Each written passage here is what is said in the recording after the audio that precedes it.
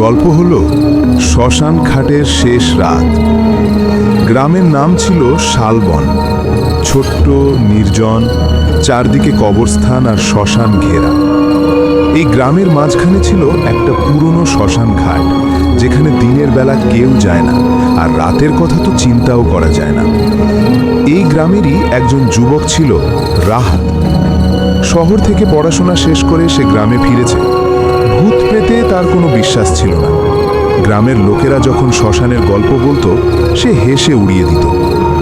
একদিন বিকেলে গ্রামের বুড়ো কাকা তাকে বলল, রাহাত, ওই শ্মশানের খাটটা দেখেছিস? ওটা কিন্তু সাধারণ খাট না। রাত হলে ওখানে কেউ ঘুমালে আর সকালে ওঠে না। রাহাত হেসে বলল, এইসব পুরনো কথা এখন আর কেউ বিশ্বাস করে না কাকা। কাকা শুধু একটা কথা বলল, বিশ্বাস না করলে আজ রাতে গিয়ে শুয়ে দেখিস। চ্যালেঞ্জটা রাহাত নিয়ে ফেলল। সেই রাতেই একটা লণ্ঠন আর একটা কম্বল নিয়ে সে শ্মশান ঘাটে গেল। চারদিকে নিস্তব্ধতা, শুধু বাতাসে পোড়া কাঠের গন্ধ। খাটটা ছিল একেবারে মাঝখানে, কালচে, পুরনো, আর যেন কারো অপেক্ষায়। রাহাত খাটে শুয়ে পড়ল। প্রথম 1 ঘন্টা কিছুই হলো না। সে হাসতে লাগলো, এই তো কিছুই নেই।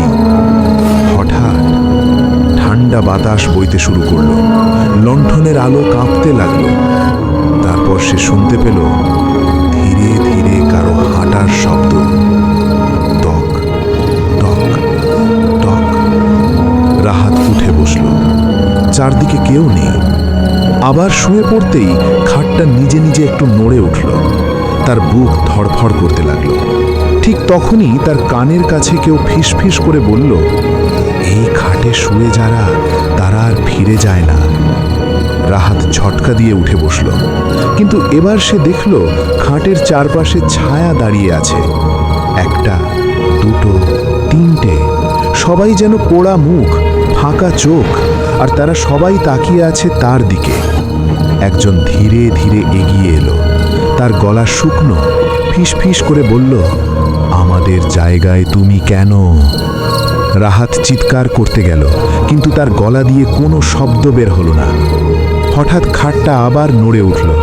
এবার যেন কেউ নিচ থেকে টানছে। তার শরীর ধীরে ধীরে নিচের দিকে নামতে লাগলো। সে বুঝতে পারল, এই খাটটা শুধু খাট না, এটা একটা দরজা, মৃতদের জগতে যাওয়ার দরজা।